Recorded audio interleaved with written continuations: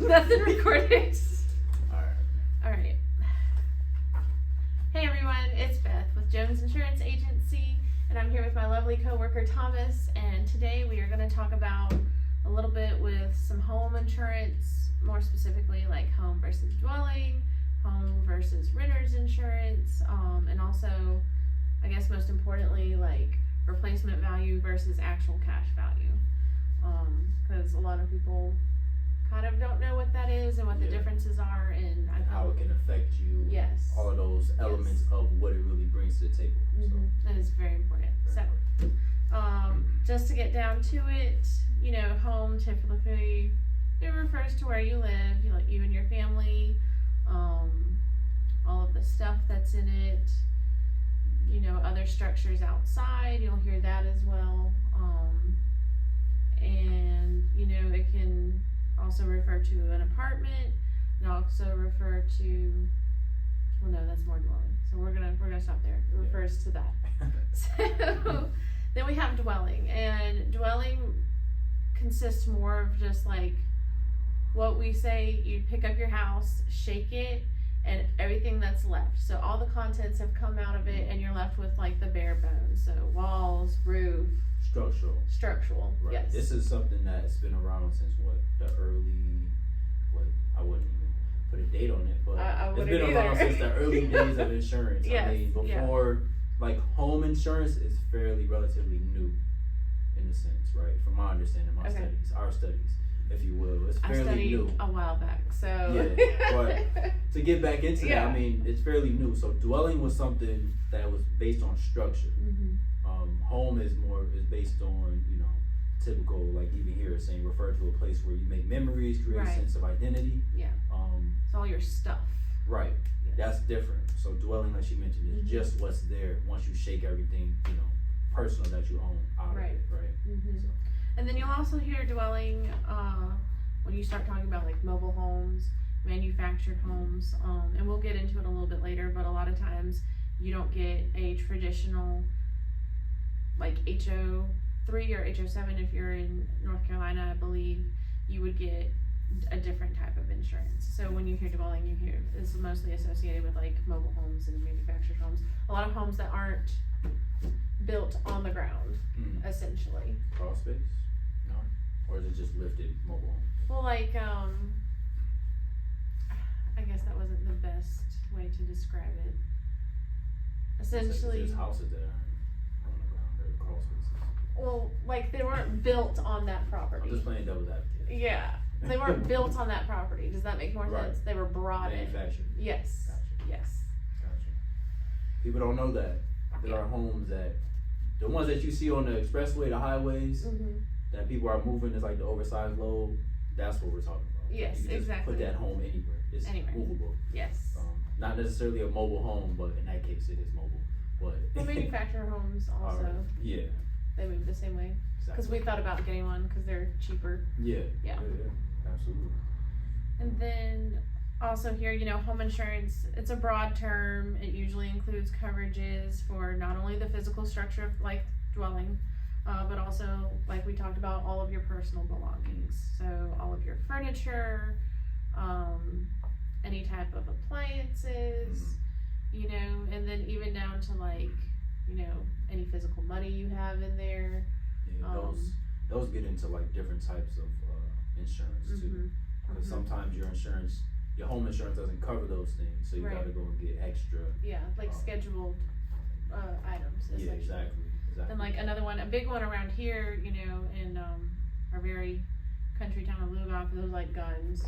So, those are, because I guess how I'm trying to describe the reasoning, it's hard to put like a blanket amount on those items. And so so say you have like an 1820s gun passed down in your family from great grandpa, and it was appraised at a certain amount, that amount isn't going to be the same as like a blanketed cost of other guns of that.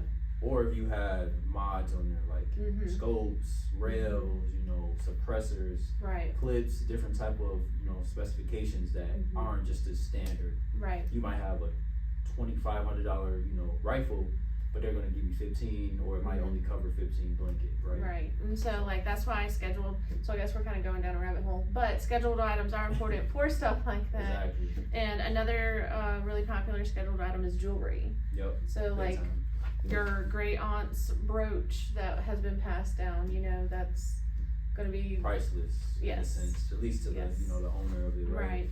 Family, and then some of those, liability protection, right? Mm-hmm. People getting injured, right? Mishaps. Your husband does fireworks, blows up, or catches on fire at a neighbor's home. Right. How much liability protection? Or like say, you invite people over, they get injured on something.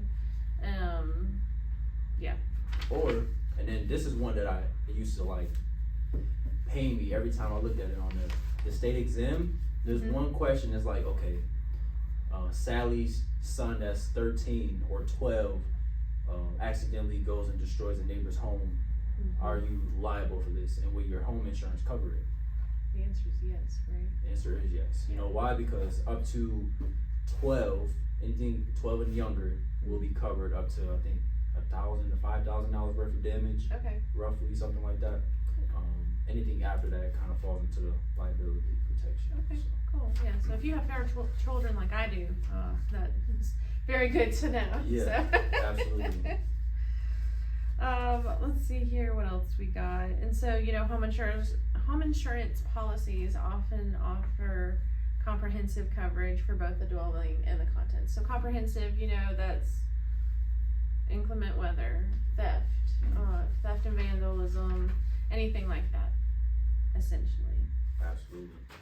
And then, go ahead. I was just gonna say, those things are important depending on where you live, where you decide to start a family. Right. And I'm getting into the, I guess the intangibles. Those things kind of add up, like what type of protection you have for protecting your family, your property, your home, as well as, just the little things, the windows that get broken.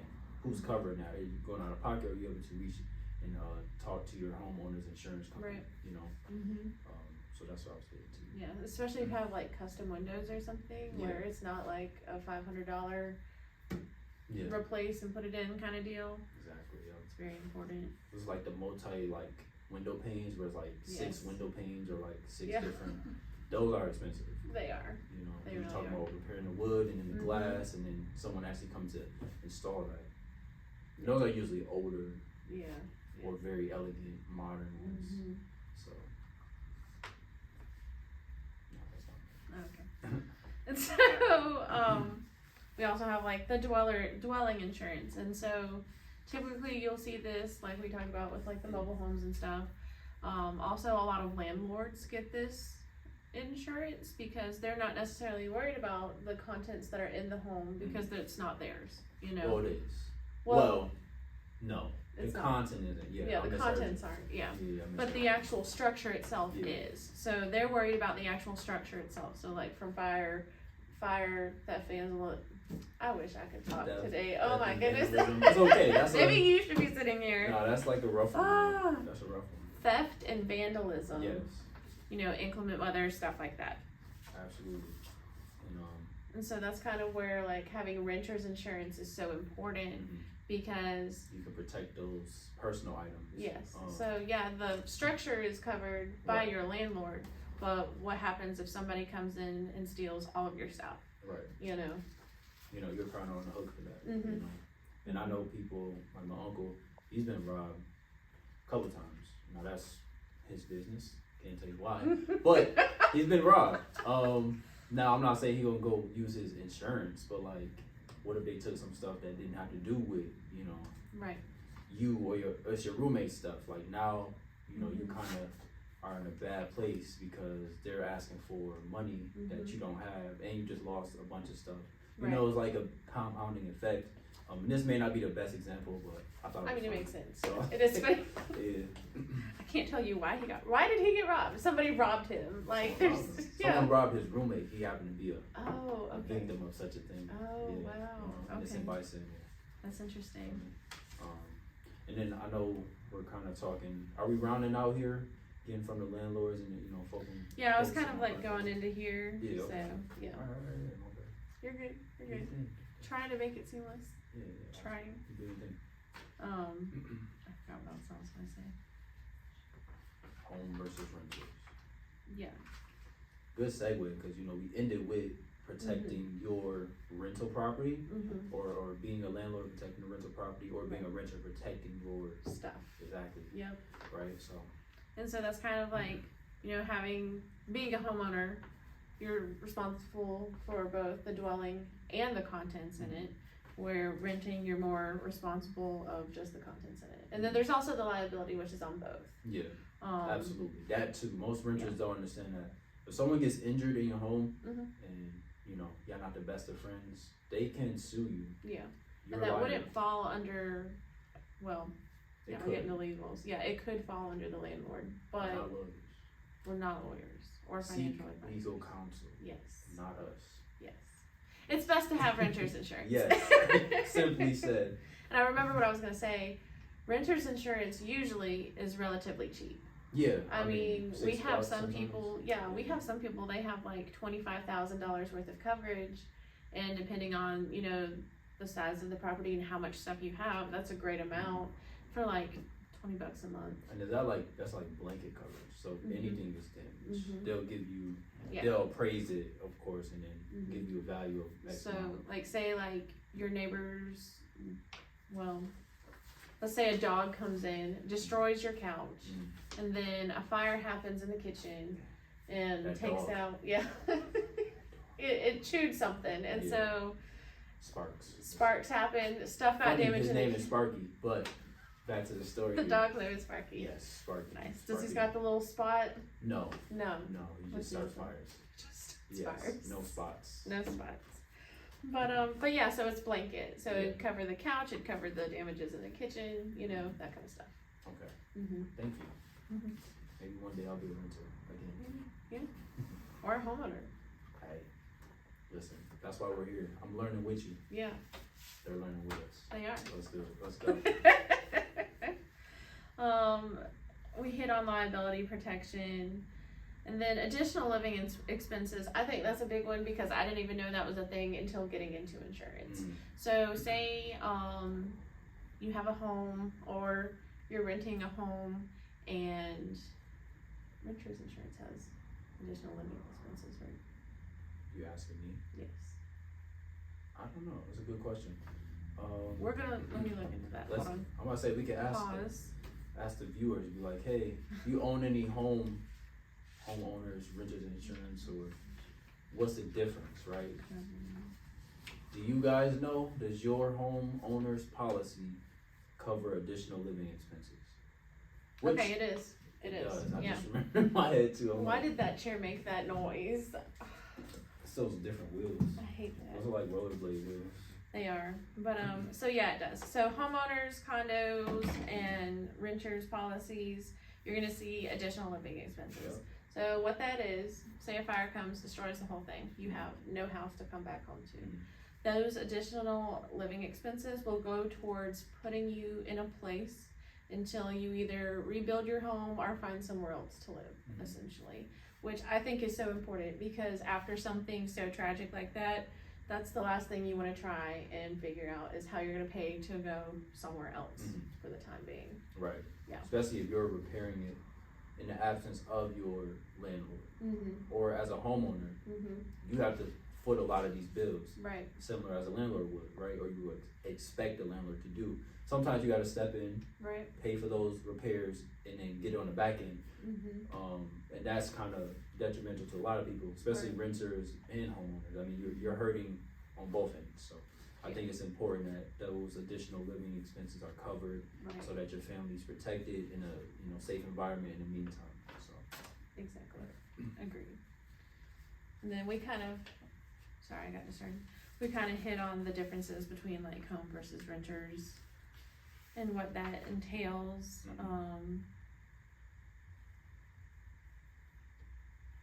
So yeah, additional living expenses sometimes will be seen as loss of use on a renter's policy because you have lost the use of that home. Exactly. Essentially. Uninhabitable. It makes it uninhabitable. X amount of time. It's like your auto insurance, like if your car gets damaged, Right. you have rental reimbursement, right? Exactly. So replaces that car. In the meantime, here's your rental. Right. This is the same kind of concept there. I mean, it's not apples and apples, but you get the idea. Yes. And then I'm gonna hit on the subject of replacement value versus actual cash value, which I think is just so important to understand. So by definition, replacement value refers to the cost of replacing damaged or lost property with a new item of similar kind and quality at current market prices. So basically, I think a good example is how you were talking about the computer. Say something happens and you lose your computer in whatever type of way. So they would come in and replace that entire computer of a newer model that is as close to your computer as possible. And then there was a comparison of like the roof. If you want to touch on that, or I can do it. Yeah. I'm not too familiar with like roof replacement. I'm not a homeowner, but I've worked in replacing roofs, right? I've done construction. Right. But understanding it from a homeowner's perspective, right? The roof can be replaced. Now we're talking about replacing it at replacement value versus actual cash value, because then those are two different, animals, right? Right. If you want to break those down. So I don't know much about roofs. Yeah. I'm a homeowner, but we haven't had to do much with our roof yet. Yeah. So, I'm joking. But yeah, so basically if you had to do a whole roof replacement, they would cover the cost of replacing that roof versus the, value of, I guess the, actual cash. Right. Which is, so the issue there is there's a depreciation in most things, right? Your roof works the same, right? As soon as you lay it on there and the season's hit and it's bad, I mean, it's depreciated. It's damaged in some sense. Sun damage, weather, wind, storm damage, all of that happens to the roof. It depreciates. It's going to be repaired at some point. That actual cash value is going to give you that exact value of what it is as it depreciates all the time. It's going to follow and track that versus replacement value is what the market bears. So if it costs $1,500 to $2,500 to replace your roof, you're getting that up front with the replacement value. Actual cash value is going to give you the difference, or like kind of not the difference, but it's going to give you maybe a portion of that. 2,500, you get 500 instead of the 25, right? There's some loss there with actual cash value. I think a good example is we can kind of pull car insurance into this. Yeah. So say you had actual cash value as your way of replacing or whatever instead of actual replacement cost. So if your car is only valued at, let's say you have an older car and it's only valued at like $8,000, you're only going to get $8,000 versus the replacement cost of getting a new car. And when I say new, I don't think it means exactly like year new, but like new to you, of getting something as close to that other car as possible. I think that would be a good example as well. Yeah. And so that basically works with the items in your home as well. Computers, like say you have a 2010 computer that did not cost the same as a 2020 computer would. And so instead of replacing that 2010 computer with a newer model that's close to the same specifications, they're going to give you the actual cash value of that computer. So you may be looking at like, what, $100? Yeah, because we all know technology, that's one that depreciates the quickest. The quickest, right? absolutely. New phones, new laptops every year, every 6 months almost. Almost, so that's something to think about there. Not to go on a tangent, we want to move into something else here. Giving some examples and Right. Now obviously, having actual cash value, it is going to make your premium cheaper, but ultimately that's up to you. If you feel like you can handle getting the actual cash value of items and being able to go out and just replacing them yourselves, let's say you're a great bargainer or something, I don't know. But if you'd rather not deal with that, and you don't mind paying that a little bit higher premium, and it's honestly not that much higher from my experience of doing quotes, then maybe looking at replacement value is the way to go. Yeah, or, you know, you get with a good agent like us, Mm-hmm. good agents like us, right? And we figure out how to make use, you know, the biggest savings Mm-hmm. and putting forth, you know, maybe you sacrifice somewhere else, right? Maybe it's in, you know, your bodily injury. No, I'm talking about a vehicle, right? Or for your home, right? Maybe Mm-hmm. you take a little bit less on the liabilities, right? Right. So you get $100,000 of liabilities versus 3. Now you can get that, you know, replacement value, Versus something that helps, Mhm. right? And I will say with the liability, you know, like my grandmother, for example, Mhm. the only people that really come out and see her are close family, like Mhm. me and the boys, and you know my husband, Yeah. and then like direct family. Yeah. You know, we don't have she doesn't have a lot of visitors, Mhm. so she would be somebody who I would suggest could possibly come down on that liability amount. You know, because she doesn't have that big risk exposure of Mhm. other people coming in and getting hurt on her property Right. and possibly suing her. Right. Now, if you're partying it up all the time, you might want to look into having those Yeah. higher liability limits because of that risk of somebody getting hurt and bringing it back on you. Yeah. So. Yeah. Or umbrella coverage. you Umbrella know, coverage is good. Something to think about too. You know, if you are someone who parties a lot, owns a home, and you are the host, right? Mm-hmm. Definitely utilize an umbrella or coverage policy, as well as, you know, finding an insurer who actually has higher limits or Mhm. higher liability coverages. But that's what I wanted to talk about there a little bit. I like the fence. I don't know what they were. Do they look like paper airplanes? Okay. Yeah. I didn't know. It was like paper mache. We And we kinda- talk about like premiums, talk about Yeah. suitability. Mm-hmm. I think that's, you know, something we touched on Right. quite a lot, right? Right. Just what makes sense for you Mm-hmm. as a homeowner, a renter, a dwelling owner, same thing, right? Yeah. And then, you know, even with cars, it kind of translates, like we kind of give examples of it. Mhm. Translates, does it suit you? How can we, you know, adjust it, make it flexible so it works for your pockets as well as your coverage? Those are things to keep in mind when it comes Right. to finalizing those coverages. So, yeah. So, give a little game too. Sounds good. Yeah, something like And then we got a key point here of catastrophic events and expectations, policy transparency, investment protection. investment protection. So do you want to kind of hit on that Yeah. a little bit? You know, a big news story not too long ago, right? You know, just to bring it back, rehash it. I think it's important. Stuff that's going on here at home. I know we got a lot going on currently outside of our borders, outside of what we know here in, you know, the United States. Talking about catastrophic events such as, you know, Hawaii, those forest fires, those, you know, moments where all is lost. You know, these are the things that people are thinking about. What coverages do they have? Right. Who's protected? What property is protected? You know, all of those questions, low key, high key, and I don't know where that came from, but Mid key. those mid key, you know, tenor, alto, baritone, all of those things kind of sit on the back burner when you're thinking about Right. people that you've lost, and it's a sad realization. Mm-hmm. But I like to like make this reference or make this point that you're not going to be thinking about how much do I have to pay in deductibles, Right. or you know, any type of, you know, late payments, whatever it may be, right?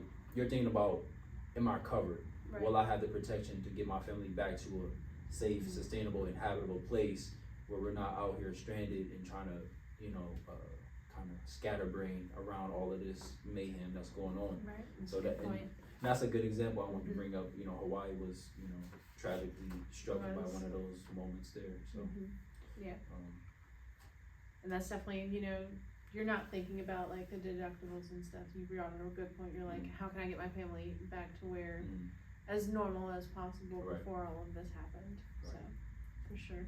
yeah, and you know, of course, we as consumers here, predominantly, increasing concerns about understanding, you know, your coverage, Mhm. right? Because most of us are just looking for what's cheap, what's affordable, Right. what's not going to hurt us. Right. But you don't understand it's hurting you in the long run. Mm-hmm. just going back to what we were just talking about, you know, how many of them maybe have lower coverages, and it's not no fault on them, but to understand and get a bigger picture of what you're signing up for is always on the front. Like that's always the first question you should have when you go into any negotiation. What do you get out of it? What's your family getting out of it? Because we're talking about your livelihood in the grand scheme of things. Well, just typical homeowner insurance when you get into stuff like that. Because homeowner insurance mostly covers like if the home is built on the actual property versus you bringing the home and putting it on the property itself. And mobile homes, Yeah. manufactured homes. They're all different. They all have their specifications that make them different. Right. And knowing the difference is going to mean a whole lot. You can tell by price alone, you know, what you're getting. But doing the, you know, the deep work, understanding what really makes it different is going to help you when it goes to covering that home. Right. So. Absolutely. And kind of like going into the whole like landlords have like the dwelling and then what happens to the stuff inside of it. That's really covered by the renters that are in the property, or that are on the property, I should say. Because all of the stuff that's inside is theirs. You know, you're bringing in all the appliances, all of the furniture, all of your personal belongings. So it's, in my opinion, it's very important to have renters insurance because of that. Exactly. Say a fire happens, God forbid a fire happens, landlord's covered because they have coverage, the dwelling insurance.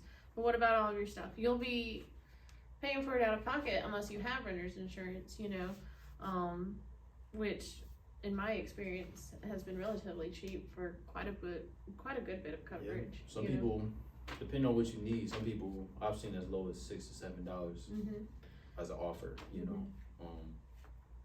Similar with like accidental coverage, you know, accidental life coverage, you get low premiums. We're talking $14 a month for something like that. You know, you never know. Same thing with renters. Those are low, you know, premiums, and they cover you for what, up to $25,000. Some of them are more, but on average, people that I have seen have gotten $25,000. They vary, you know? of course. So that's like a big thing to worry about, and know what you're covering, right? And make sure what you want covered is covered. If it's not, there's other options. Right. There's something called like scheduled items. So say like, you know, a big thing around here is a lot of people have guns. They have like some gun from 1892 that was passed down from their great grandfather or whatever, you know, and it's, you know, high value items. So that would go under like scheduled items because that's not something a blanket cost can really cover. Yeah. You know, the same with like Aunt Lorraine's brooch. Let's take a pause. Yeah. Let me see this thing. Still rocking. All right, let's get it. Okay, cool. You set up like a mirror or something. Yeah. Look at it. But like saying the same thing for, you know, that brooch, you know, it can't really be covered by a blanket cost. It's got to be a specific scheduled item. You sure? Yes. Okay. Yes. Nah, she's right.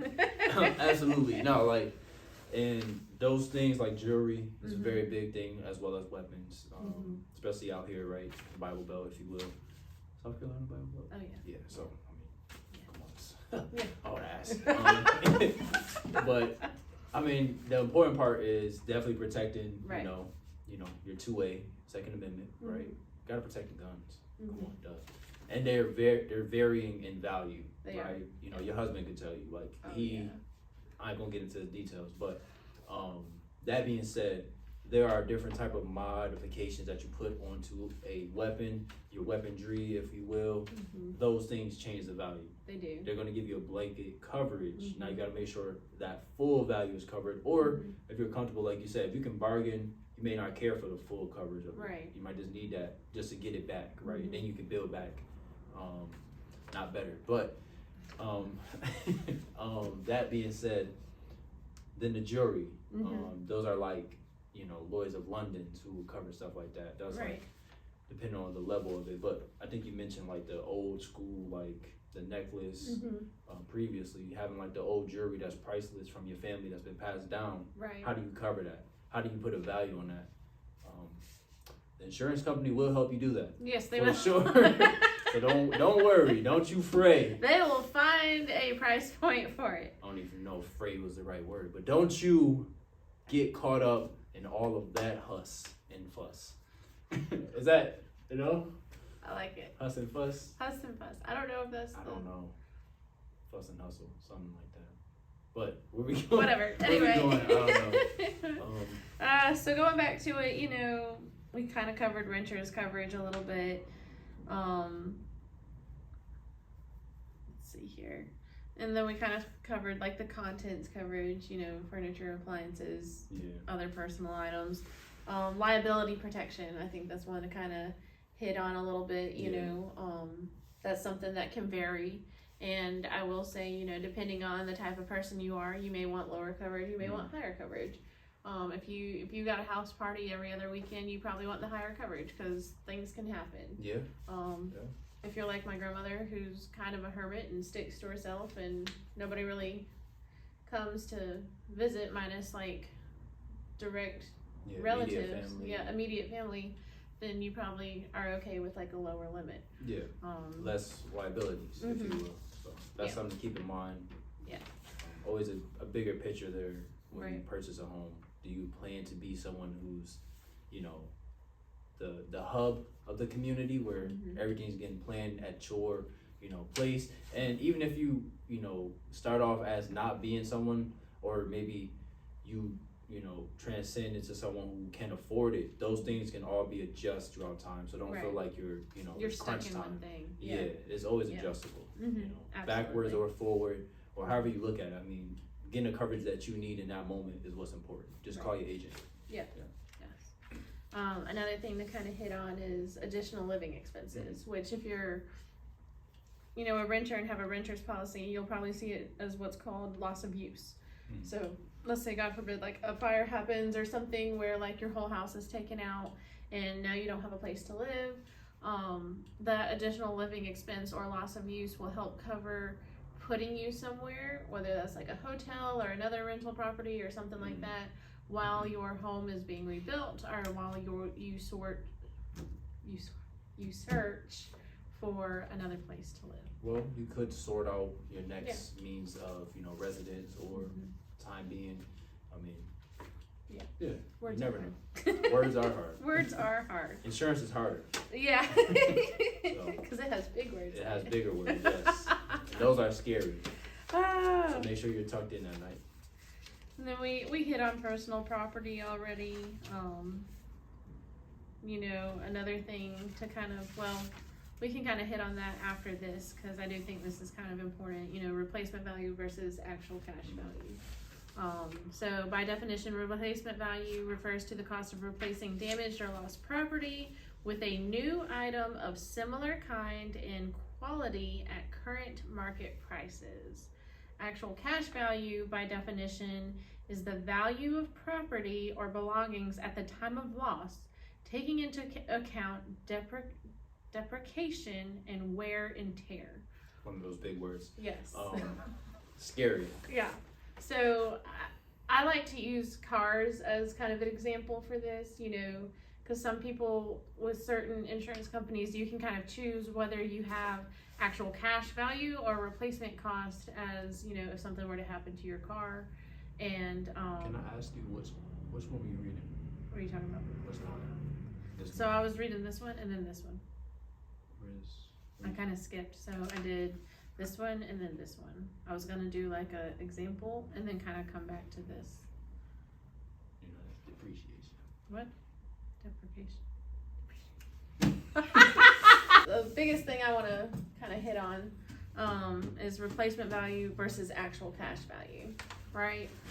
So by definition, replacement value refers to the cost of replacing damaged or lost property with a new item of similar kind and quality at current market prices.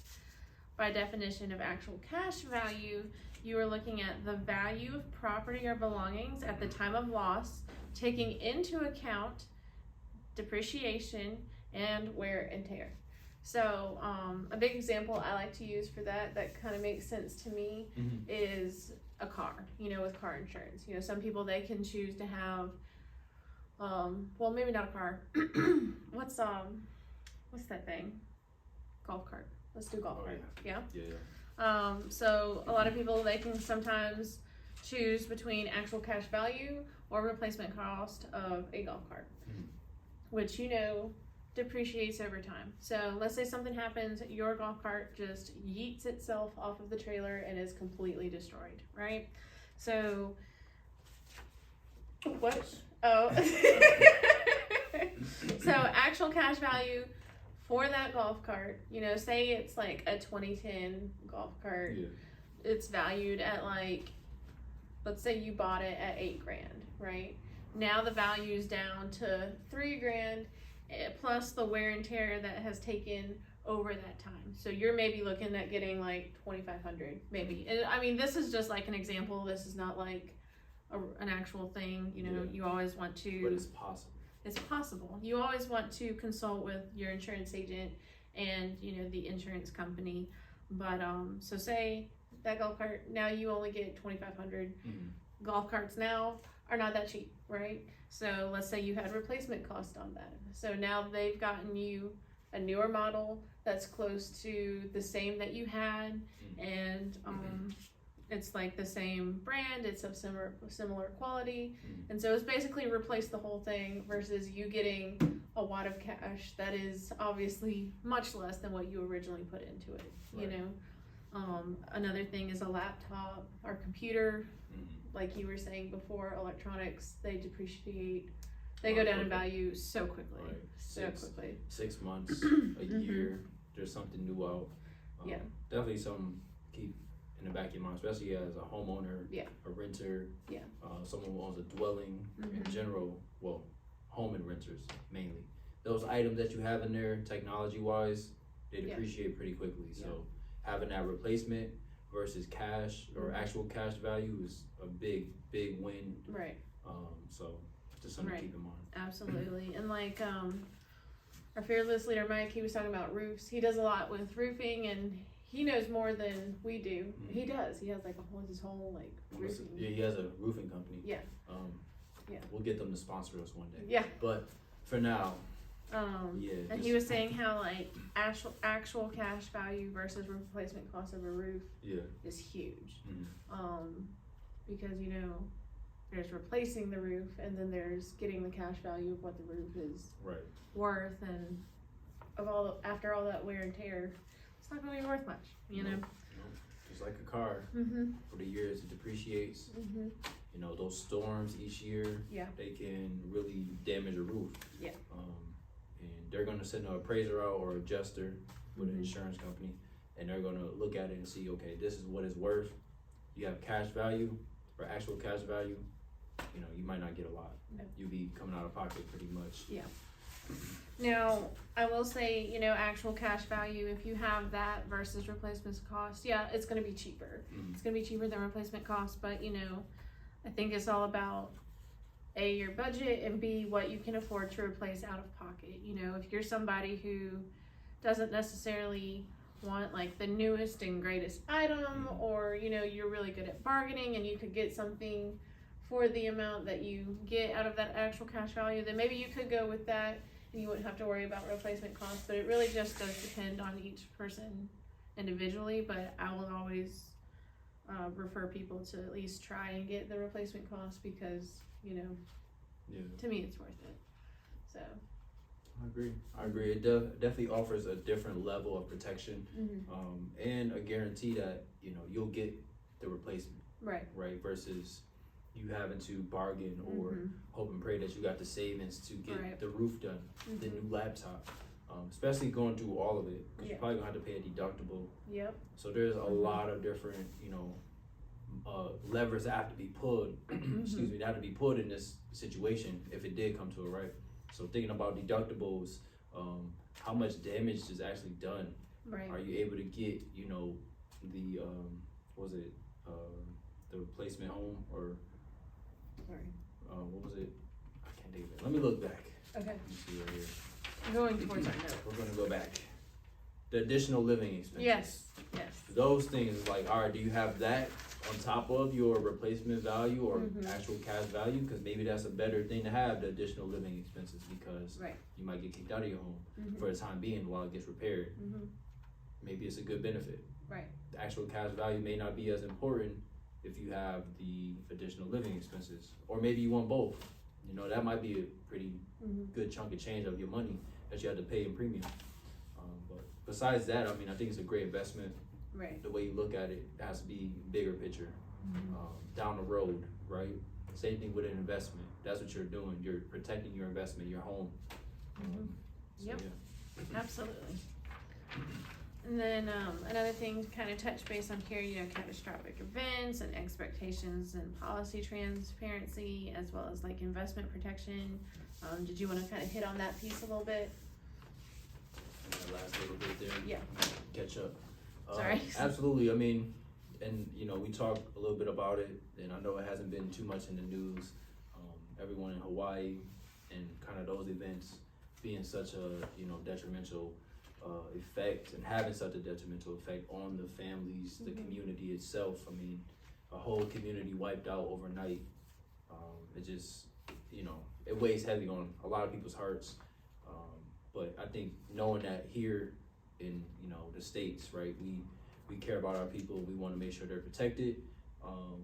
And you can't imagine what they're thinking. Do they have, you know, replacement value? Right. Is that even a thing in Hawaii? I'm not familiar with, you know, the coverages and policies in that state. I'm not really sure. You know, we primarily work with South Carolina, North Carolina, exactly. so and each state has their own, you know, laws, requirements, and that kind of deal. Exactly, and knowing those things takes someone to be there, right? You have to be in the middle of that.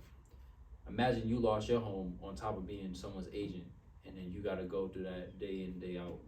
It's a it's a heartfelt moment where you got to go through and try to be strong, and knowing that you're struggling just as much as them, hoping that everyone has the same coverage you have. Right. Because you know, as an agent, we understand what we're looking for, what we need to keep us protected, and you know what really protects our investments.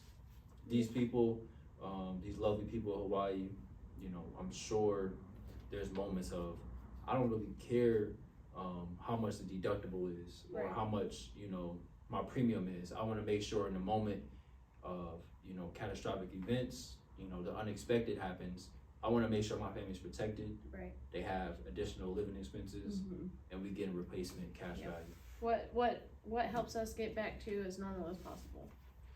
Yeah, and as soon as possible. As smooth, smooth. Because that's the big thing, right? How many of these families are displaced? And then also speaking to consumers currently, you know, there's an increasing concern of understanding their coverages. And this is a moment just in itself. Do a lot of these people in these, you know, situations, catastrophic or just everyday, you know, unexpected events, do they know what their coverage looks like? Right. A lot of people don't. No. So getting with the right people and discussing what your insurance is, what it covers, what it really means. Because a lot of people don't know the difference of cash value versus replacement value. Right. Big picture versus macro versus micro. Big difference there. Those are some points to kind of keep. And then also, lastly, you know, people invest in high value items in the last few years since COVID. We get a lot of money into the system. A lot of people are feeling like I can invest. You can absolutely do it smart and make sure you're protecting your investment. You can't do that in all aspects of investing, such as cryptocurrencies, maybe collectibles. Some of those collectibles can be insured. Yes. Yeah, so that's something to keep in mind, right? Art pieces can be insured, you know, and as we're going through changes in the world, right? Are you keeping them protected? Can you afford to protect them, right? And what does that protection look like? Get with the right people, the right agents, and talk to us, and we'll get you protected, and we're happy to. So yeah. Absolutely. Sam, do you have any other points that you want to talk on? Buy Bitcoin. I'm not a financial advisor. Or gold. I mean, I don't know. Gold. I'm not a financial advisor, but those markets, they're moving. All right. That is his personal opinion. Yes. It's not affiliated with Jones Insurance Agency in any way. At all. That's funny. But they should be. But they're not. No. Yeah. Okay. Any closing remarks from you? So no, the only remark I have is Today's sponsor is Freedom First Outfitters of Camden, South Carolina. You know, it's 2A safe haven. Hit them up for all of your hunting needs, the fishing needs. They got corn, worms, guns, you know, the stuff that you wear when you go out into the woods. I don't know because I don't do it. The stuff that you wear. The stuff that you wear, like vests I hope they or got whatever. that stuff you wear. And the little beanies, I think. Dangerous out there. It get cold. Yes. It get cold. Yes. It's cold right now. It is. At least to us, it's cold. Literally. So, but yeah, that's pretty much all I got. Yeah. Well, what I would say, I always suggest, you know, leave a like, please. Yes. We appreciate, you know, you guys are watching. I know we've been gone, but we're back. We're back. We appreciate Better the than likes. ever.